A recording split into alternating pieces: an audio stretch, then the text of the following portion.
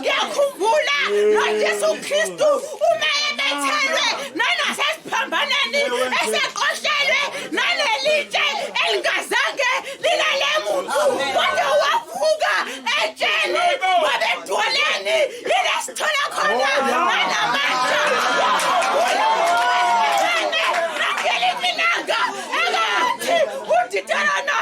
wathi idwala labo alifani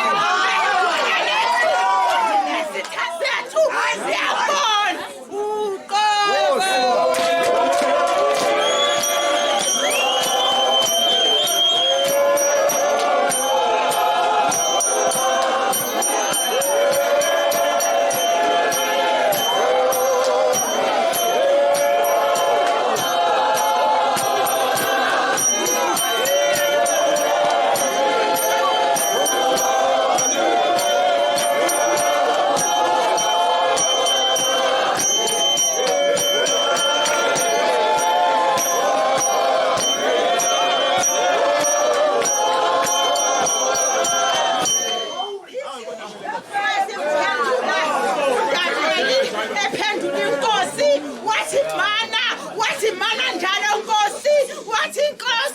Ithumelile inglosi yayo yavala imlomo angezekanga lutho ngoba kutholakalanga noluba engilenzile kuwena nalaphi futhi ingakho uNkulunkulu evale nalani imlomo wathi ingonyama azingezanga lutho uNkulunkulu uvalile nalani imlomo. Ngiyakhumbula bazalwane ubaba uNkulunkulu uke wayivala nalami imlomo amadoda oPawuli noSila bekhuleka besacela kwene bebashiwe ubaba uNkulunkulu wakuzwa ukukhuluma kwabo bedumisa nangamaculo wathi kwagashuka nanesibopho zecilongo ngoba babebiza igama lakhe ukuthi babebiza igama lakhe. Ingakho nje uma ngabe sibiza igama likaJesu Kristu waseNazaretha wathi siyasizakala bazalwane nakwinkonzo yamamodosi siwuzwile umusa ngoba uNkulunkulu simtholile nanokuphila besihleli emakhaya singazi ukuthi fanele senze njani salandela abantwana kanti ubaba uNkulunkulu uyivalile imlomo akuzokwenzeka lutho.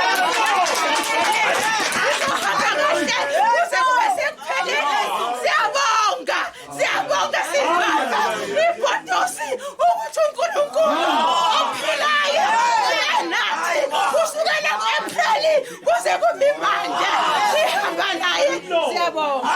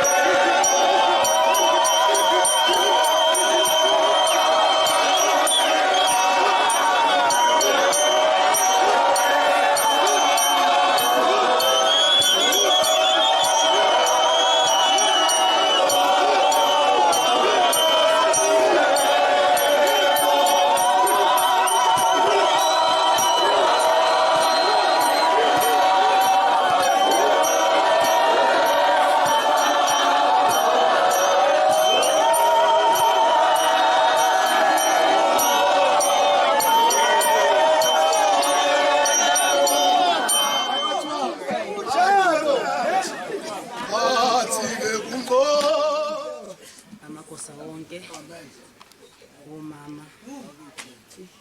Oye machike. Sihlalo ngaphambili. Sibengana. Sebeshumayele kakhulu abantu engibalandelayo. Abangicabangelanga mina ukuthi ngingane bekumele bangishayele.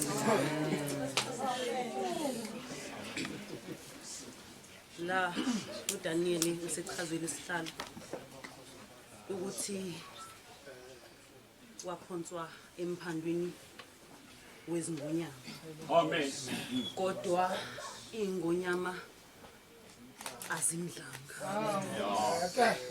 Ngoba basuke bakhohlwa into eyodwa ukuthi mabemphonsa phakathi basuke babeka ilitshe phezulu.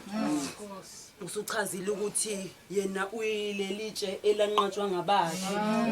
kodwa selaphenduka inhloko yegumbe sithi ngomadwala elangifela sithi kuwe ngiyakhosela silona lona likhambi elilapha ukuwe ma iqhubeka ithi uDanieli wathi inkosi kuDanieli Danieli wena nceku kaNkuluNkulu ophilayo ngicela ukuyibeka lapho ngithi wena nceku kaNkuluNkulu ophilayo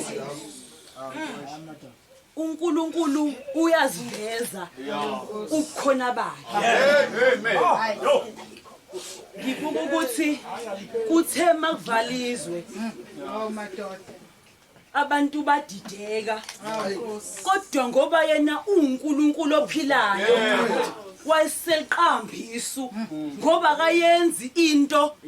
engenayo inhloso yayo mhlambe bekhona into esibone emabandleni ethu ukuthi mhlamba sayenzi kahle kodwa makuzobiza ukuthi simnxuse sihlangene ngoba mawubheka bekuhlangena amabandla ahlukahlukene besingenzi nginqubo yebandla lethu ngoba inkinga lento yokujwayela ibandla lakho ugcina usuhamba nangokujwayela abantu kaNkulunkulu akhanjwa ngokujwayela kuthiwa wamethembayo uJehova bathola amandla manje ungabheka ukuthi njengoba nichaza ukuthi iqale yayinto encane kodwa ekuthaneni mesiqhubeka yayisibi into enkulu bheka bezofika oPetro bedoba usethini nanisekuba abadobi beinhlanzi kodwa senizokuba ngabadobi babantu ngoba mhlawumbe bebona ukuthi izwi likaNkuluNkulu abasanakile kodwa uzobakhumbuza ukuthi yena unguNkulunkulu ophilayo.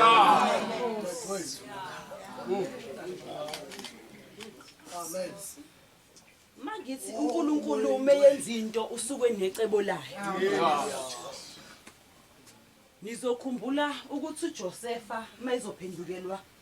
abafowabo. Amen. Bebecabanga ukuthi njoba bemdayisa sekuphelile ngaye. Kodwa baqondanga ukuthi kuzofika isikhathi sokuthi bamdinge mase kufika indlala uthi omeseya kuyena akamboni ukuthi uyena ngoba wazi ukuthi yena wamdayisa kodwa uNkulunkulu unguNkulunkulu ophilayo. Amen. Uyaziveza yena ubukhona bakhe athi mina nginguJehova ongaguquki ngakho ke nina amadodana kaJakoba niqedwa ngoba benibheka lento bebethi bayaqeda ngoba bengiyisibuka lento njengabahlali ukuthi ubethi uhulumeni mezovula okunye kodwa besayamelana namabandla athi amabandla azogcina kuleso sibalo kodwa yena unguJehova ongaguquki abantu beguquka kodwa yena umiyo njalo siyapheka ukuthi yena njengoba uNkulunkulu ophilayo owenqoba ithuna ngoba efuna ukukhombisa ukuthi yena akahlali kwabafileyo singamkhonza kanjani umuntu ozofa qeda angavuki kodwa yena uthi mayisefile kodwa bese yavuka futhi ukuzikhombisa ukuthi yena uphezulu konke uNkulunkulu osinqobelayo uNkulunkulu ophilayo njengoba lishizwi masimbiza uNkulunkulu nathi ngazo zonke izikhathi ingakho esikhombisa ukuthi yena unguNkulunkulu ophilayo baningi uNkulunkulu kuthiwa banendlebe kodwa bezwa banamehlo kodwa baboni kodwa lona uthi ngibone ejuleni yathi uDavid uyangazi athi wazi ucabanga kwami athi wazi indlela yami ubuya understand ukuthi nguNkulunkulu ophilayo akazeli akolali njalo esibhekile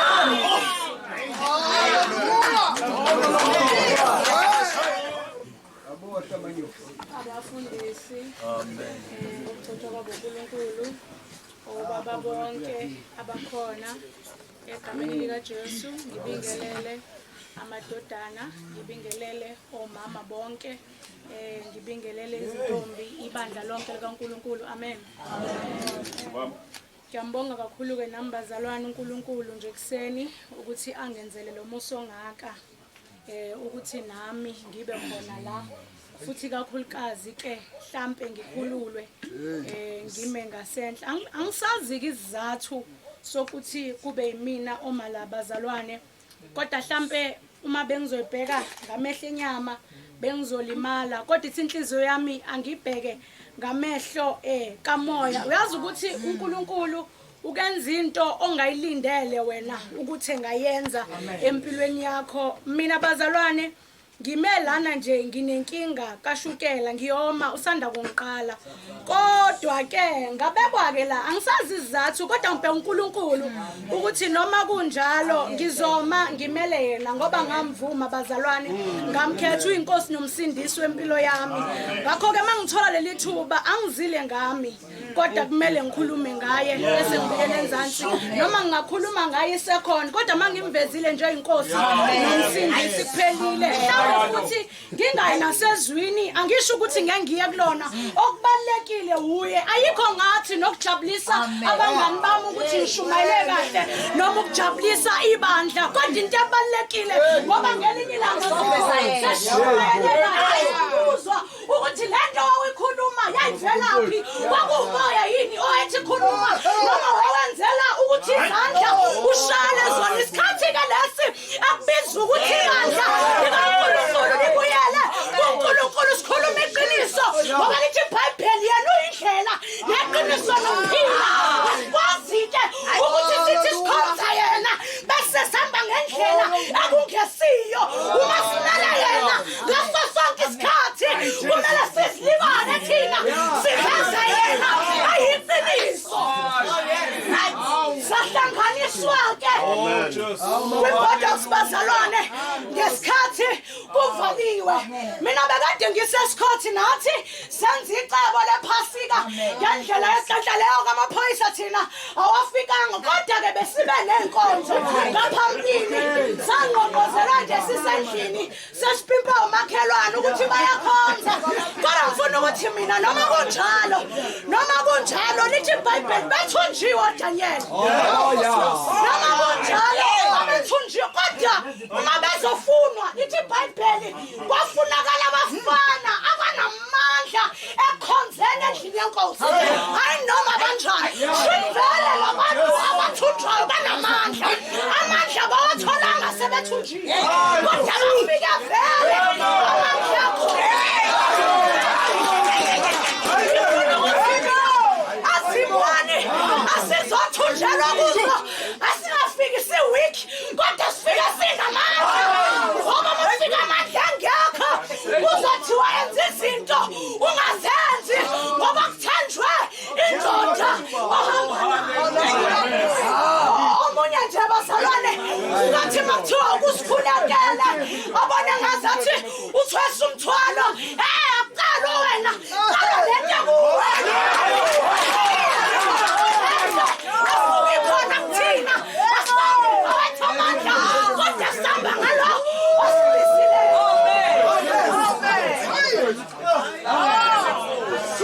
uvele nje uthamathele verse 22 amen Vumani nimasibonge inkosi Vumani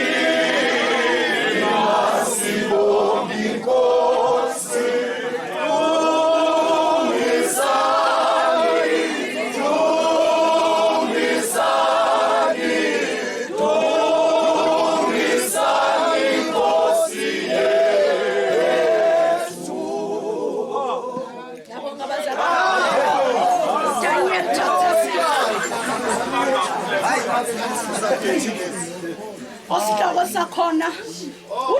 lusemphandweni wezingonyama verse 22 uNkulunkulu uthumile ingelosi yakhe wavimba imlomo yezingonyama azingilimazanga ngokuba wafunyana kimi ungabi naqala phambi kwakhe naphambi kwakho Nkosi angenzanga okubi vumani Imasibongi Nkosi vumani Imasibongi Nkosi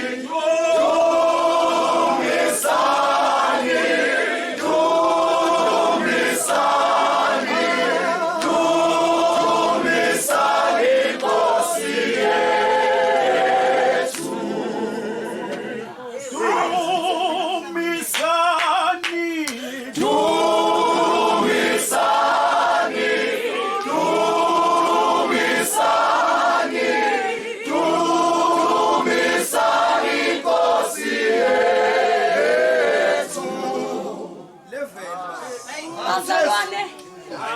2 minutes nje amen uma besachaza abahambe phambi kwami bechaza ngayo uDaniel mina ke mhlambe ngizowenza ongathandwa uwena kodwa ngifuna ukuthi mina hamba endleleni kaNkulunkulu ungenaqala hamba nje icala lingabi bikho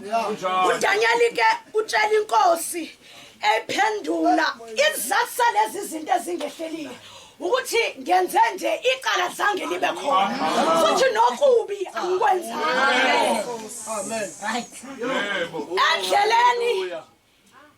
bengifisa ukusho njalo mina ukuthi akuhambe ubangasoleki kuNkulunkulu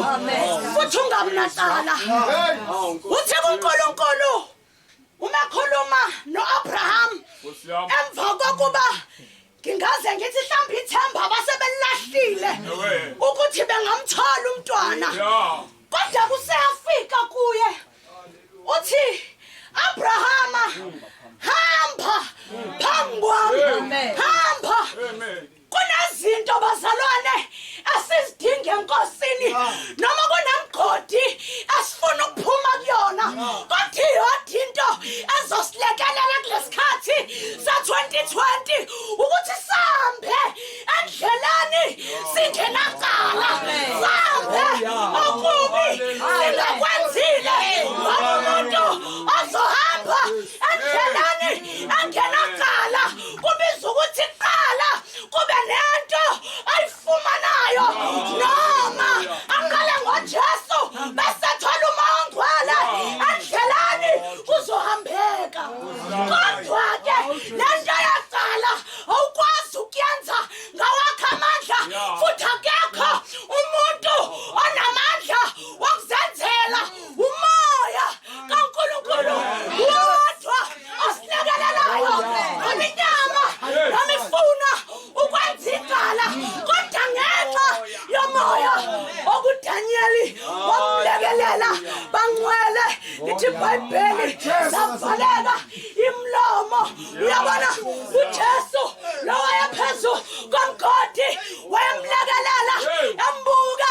ukuthi nithemba libuya ukuthi yena unamandla wokungivikela noma ngakuthiwa izimo zimi kanjani endleleni asihambe singenaqala yabonga ithuba engitholile bangcwele kodwa emgodini esingena kuyona sizokhishwa ukuthi sihamba phambi kaJehova singenaqala kodwa futhi ungazani noJesu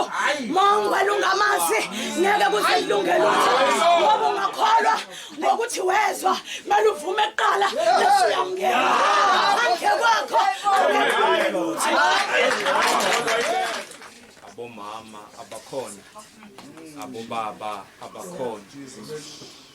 engiboshelwe nabo ngaphambili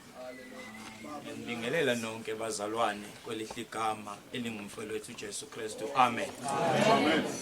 sekushunyayeliwe bazalwane mina okwami nje ukuzozidedela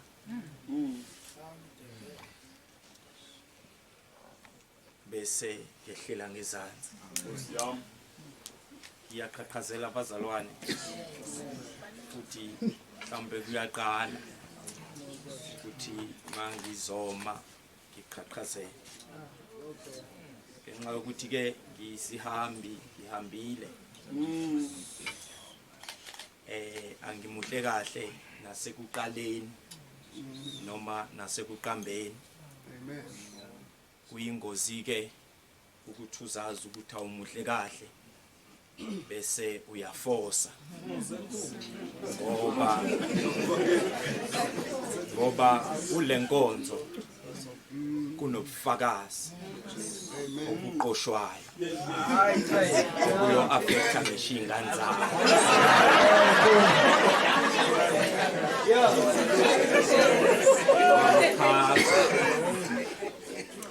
makuchazwa noma ingane yami ichaza kuthiwe ilo baba wakho wageja mayithi iyaphika ingane kuthiwa bula ubufakazi so khabazela mfowethu ngizocela nje uthi ngiyamuza umsindisi ngikhuphula isithunywa nami njengesayongi bese emva kwalokho ehlela ngezansi amen